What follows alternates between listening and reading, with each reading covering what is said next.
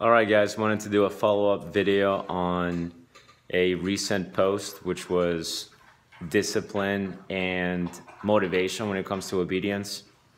Obedience training or dog training, whatever you want to call it, the reason I make that distinction is because some dog trainers believe obedience is only part of dog training. I completely understand that. I see where they're coming from.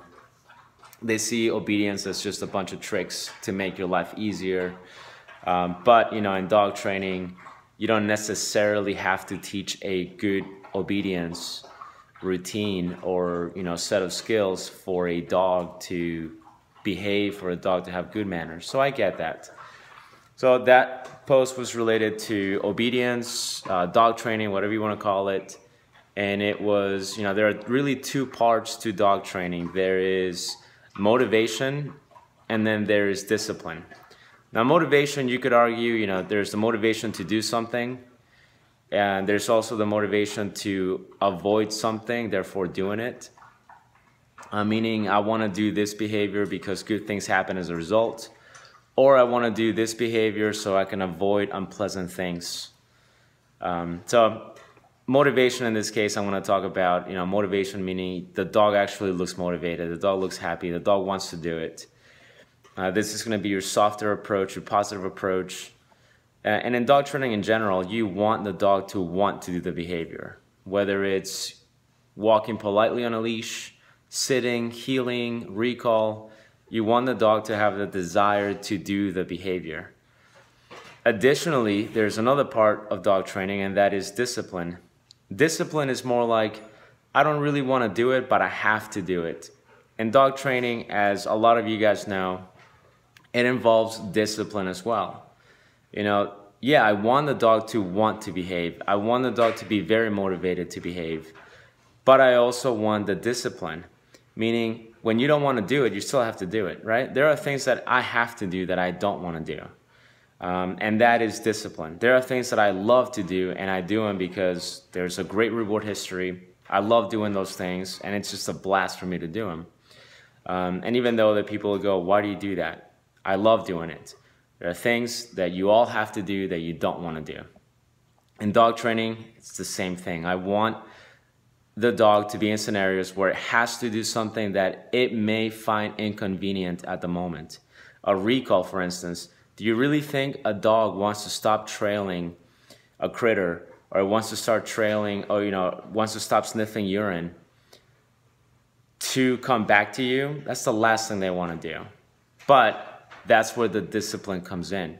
So I want to have discipline, and I want to have motivation. I want the dog to want to do it, but I also want the dog to do it when it doesn't want to do it.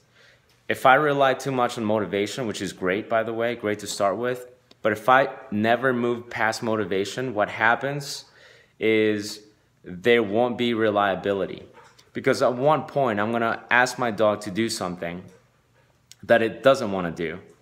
And even though the dog might have a great reward history doing that behavior, if I present him with a different option where he goes, I really like your treats, I really like coming back to you and doing this for you, but this one thing is a little bit more exciting than you, so I'm going to make you wait for a little bit. So working on only motivation, you kind of have to realize that there's going to be a little bit of a problem with reliability. That's where discipline comes in. The problem though with discipline is if I only use discipline, I rely on discipline too much, and I start from the beginning, discipline, and everything I do is discipline and discipline and discipline. The problem with that is that, yeah, they're gonna do those things because they have to do them, but their attitude is gonna suck. Their demeanor is gonna suck. The dog's gonna look like you beat that dog the whole time. And I've seen dogs like that. I've seen dogs that have amazing obedience. They solid reliability, solid recalls, everything. But the dogs look like they're constantly reprimanded, and it's just sad to see. It's not a good picture. It looks impressive to the untrained eye, and some of these people are happy with that, but it doesn't look good. A dog doesn't particularly enjoy the activity. The dog is just more like, I have to make sure I don't make a mistake because, it's very unpleasant when I make a mistake. So you want to have both. You want to start motivation, but you also want to prove with with discipline. So dog training, whether it's obedience training or just regular dog training, you want to have motivation, but you also want to have discipline. You want to have a nice balance of the two.